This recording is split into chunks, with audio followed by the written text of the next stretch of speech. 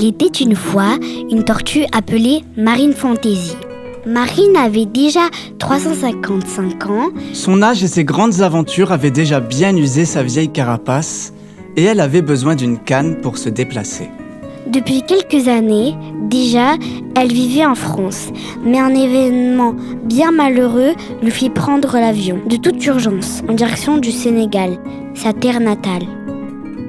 Sa fille avait été emportée par les flots un soir de tempête, après avoir déposé 10 œufs sur le bord des belles plages de Dakar. Justement, c'est là que Marine, sans nouvelles de sa fille, décida de se rendre pour récupérer ses 10 petits. Une fois les retrouvailles pleines d'amour passées, la famille n'avait pas vraiment la force de faire la fête. Il fallait faire vite. Marine et ses petits-enfants décident de partir à la recherche de Maria, leur mère disparue.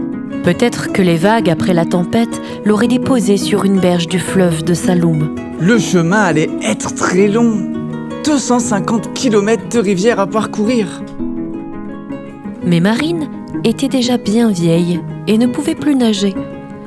C'est donc avec une pirogue qu'elles partirent de Tiangol-Palol, tout à l'est du Sénégal, pour passer à Kaolack et finir leur voyage à Djéfer. Le voyage ne fut pas de tout repos. Les 10 petits devaient pousser la pirogue de mamie. Quand tout à coup, des yeux sortirent de l'eau. Un crocodile! Elles sautèrent toutes d'un seul coup dans le bateau pour échapper à la mâchoire du croco. Oh, c'était moi une. Arrivée au bout du fleuve, au delta de Saloum, toujours pas de nouvelles de sa fille. Il fallait continuer les recherches vers le sud, de nuit, pour ne pas perdre de temps. Au petit matin, elles étaient déjà sur l'île aux oiseaux. Une plage de sable fin magnifique, appelée aussi la plage d'or. Quand soudain, leur présence se fit remarquer. Effectivement, les bébés tortues sont très appréciés des oiseaux, qui aimeraient eux aussi les dévorer. C'est donc un groupe de pélicans qui foncent tête baissée sur eux. Vite! Il leur faut trouver une solution. Mais comment? C'est la panique. Heureusement que grand-mère était là. D'un coup d'un seul, elle retourne la pirogue pour protéger ses petits et tendit sa canne, prête à les attaquer. Les pélicans, devant la détermination de la vieille tortue, firent demi-tour et les laissèrent en paix. Elles reprirent donc la route quand, au loin, apparut une bosse à l'horizon. Quelqu'un s'était aussi caché sous un morceau de pirogue, mais qui?